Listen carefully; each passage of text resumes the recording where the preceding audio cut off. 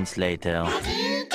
Halo teman-teman, kita di sini ingin menjelaskan tentang peristiwa, konflik, dan pergolakan yang berkaitan dengan kepentingan. Yuk kita simak videonya.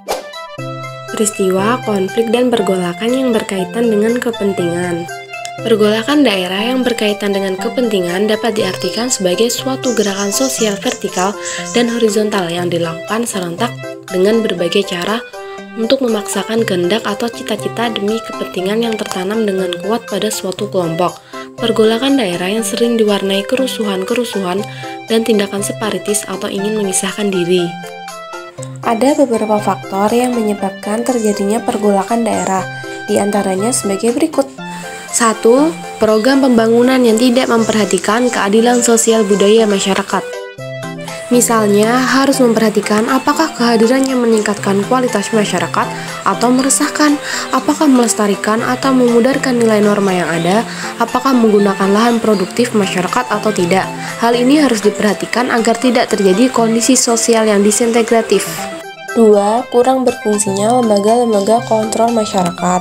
Lembaga-lembaga kontrol masyarakat seperti kehakiman, kejaksaan, dan lembaga di bidang pemerintahan apabila kurang berfungsi dengan baik dapat memunculkan gejolak-gejolak dalam masyarakat dan memunculkan banyak penyimpangan nilai dan norma.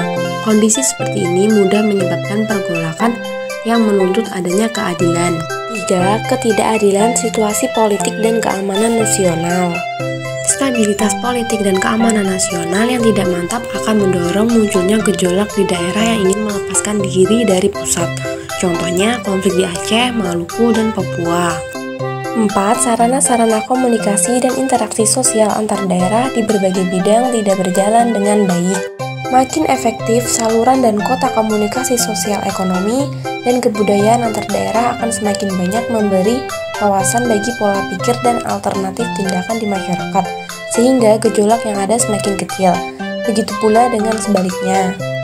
5. Kesenjangan sosial ekonomi dalam masyarakat. Kesenjangan sosial ekonomi akan memunculkan kecemburuan di dalam masyarakat.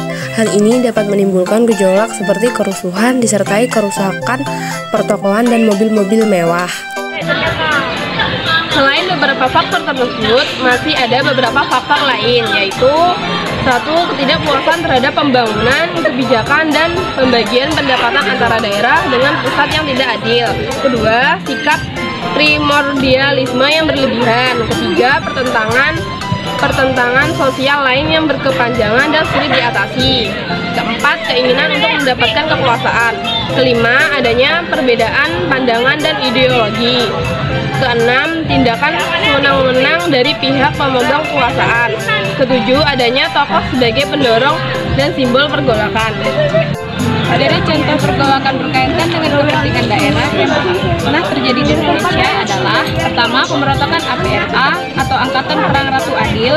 Yang kedua, pemberontakan RMS atau Republik Maluku Selatan.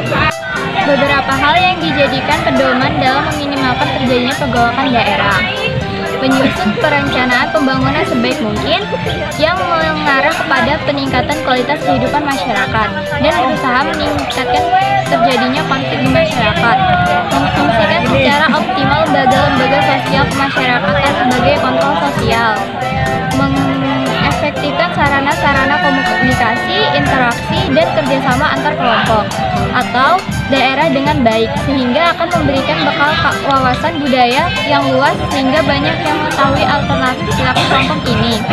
Berbagai pihak yang ada di dalam masyarakat diajak bersama dalam kelangsungan proses pembangunan. Tidak diciptakan jarak yang jauh antar aparat pemerintah dengan rakyat kecil. Proses pembaruan bangsa atau proses pembaruan antar suku harus tetap dijalankan dengan transmigrasi, contohnya menegaskan pelaksanaan tata nilai hukum dalam kehidupan berbangsa dan bernegara dalam rangka mewujudkan kehidupan yang adil. Setelah kita membahas peristiwa, konflik, dan pergolakan yang berkaitan dengan kepentingan, sekarang kita membahas dari konflik menuju konsensus suatu pembelajaran. Yuk kita simak videonya.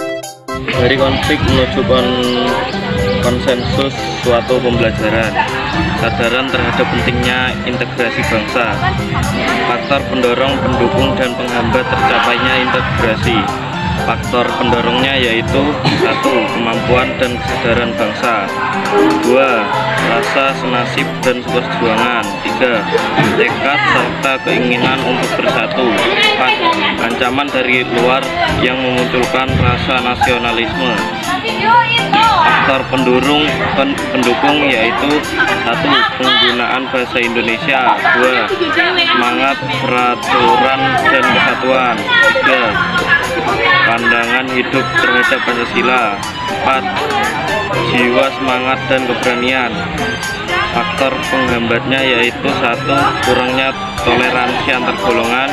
2. Kurangnya kesadaran bangsa terhadap ancaman dari luar. 3. Ketidakpuasan terhadap ketimpangan dan ketidakmerataan hasil pembangunan.